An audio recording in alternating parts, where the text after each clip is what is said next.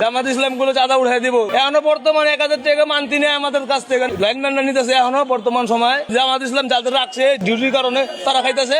আমরা নাম কইতে যাবো ভাই, আমাকে সমস্যা করে যাবো বুঝে ভাই। ভাই সকাল 8টা বাজে গেছেন তাই রাইতের 8টা বাজে বাসা যাইতে হয় ভাই। এখন বাজে কটা, দুপুরে ভাত খাইতে পারি নাই। এই কথা কাউ কাছে বুঝে দিব। লাইনম্যান যা কয় পুলিশটা তাই শুনে। লাইনম্যানরা এই গাড়িটা ধরো, এই গাড়িটাই ধরে।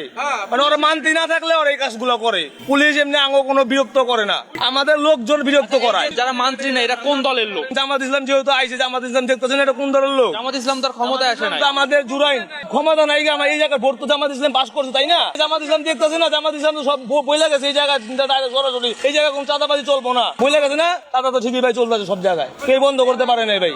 কথা বুঝছেন, কে বন্ধ করতে পারে নাই? আমি গরিব মানুষ, আমরা পারবো না ভাই বন্ধ করতে। কথা আমরা পারবো না বন্ধ করতে। আমাদের কাগজ না থাক, আমাদের কাগজ কমপ্লিট আছে, লাইসেন্স কমপ্লিট আছে, তারপর আমার 1000 টাকা মানতে দেয়। মানতি না থাকলে পুলিশে লাইনম্যান ধরা দেয় যে এই গাড়িটা মানতি নাই। পুলিশে দেখা দেয়, পুলিশে তো খুঁজে ভাই করতে পারবো না যে এই গাড়িটা মানতি নাই। ভাই করতে পারবো জীবনে, ভাই করতে পারবো না। আঙ্গ সার্জেন্ট গুলো দেখা দেয়, যে লাইনম্যান গুলো দেখা দেয় যে এই গাড়িগুলো। তাহলে পুলিশ কি এখন সরকারের নিয়ন্ত্রণের বাইরে এসে লাইনম্যানের নিয়ন্ত্রণে দায়িত্বে আছে? পুলিশের যেমনি খুশি এমনি চলতেছে। সরকারের বাইরে লাইনম্যানের নিয়ন্ত্রণে আছে। আমরা যদি নাম বলতে যাই তাহলে মনে করেন আমাদের গাড়ি চালান বন্ধ হয়ে যেতে পারে। এমনকি আমরা রাস্তাঘাটে গাড়ি চালাই, আমাদেরকে নিয়ে মনে করেন অন্য তুলে ধরতে পারি, কিন্তু নাম তো বলতে পারি না, নামটা তো বলতে পারি না। নামটা এরা কোন দলীয়? এটা হলো দলীয়, মনে করেন আছে হলো তাসলি রাজনীতি কোন দলীয়? রাজনীতি। উনি আগে ছিল আওয়ামী লীগের থেকে এখনো উনি চলতেছে।